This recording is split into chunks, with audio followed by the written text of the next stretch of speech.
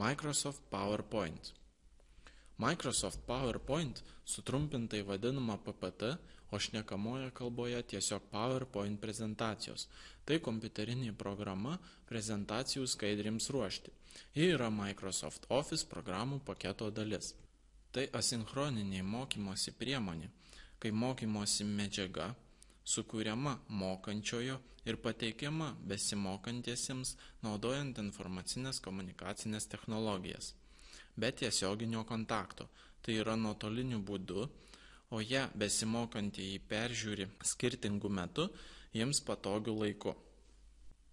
Siekiant dirbti PowerPoint programa, mums reikės kompiuterio, kuriame įdiegta Microsoft PowerPoint programa ir garso įvesties išvesties įrenginių. Be paminėtų techninių reikalavimų, darbui šią programą užtenka kompiuterinio raštingumo žinių. PowerPoint programa yra nesudėtinga. Darbas jie panašus į darbą su teksto redaktoriais, tokiais kaip Microsoft Word. Šią programą parinktą pranešimą galima bet kada koreguoti, praturtinti multimedia elementais, neperdarinant visko iš naujo.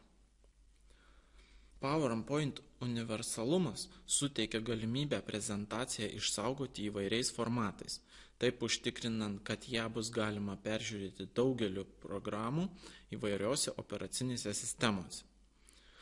Kalbant apie vaizdo paskaitas, PowerPoint programos trūkumas yra tas, kad ji pranešimą gali išsaugoti tik vienu vaizdo formatu.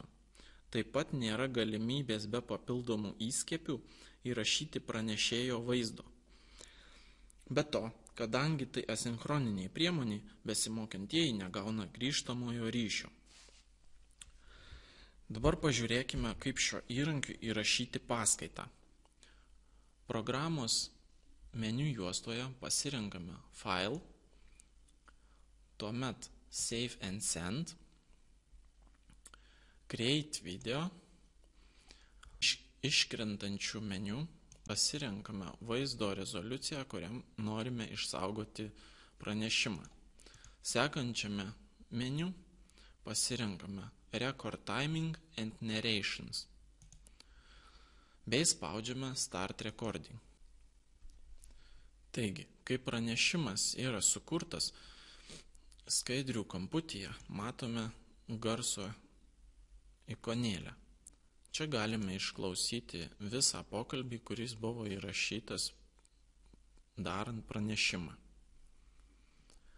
Siekiant išeksportuoti mūsų parengtą pranešimą, grįžtame ten pat ir spaudžiame Create Video. Pasirinkame, kur norime išsaugoti mūsų sukurtą įrašą ir spaudžiame Save. Programos apačioje matome juostą, kaip kuriamas mūsų pranešimas. Programai baigus darbą, savo sukurtą pranešimą galima peržiūrėti.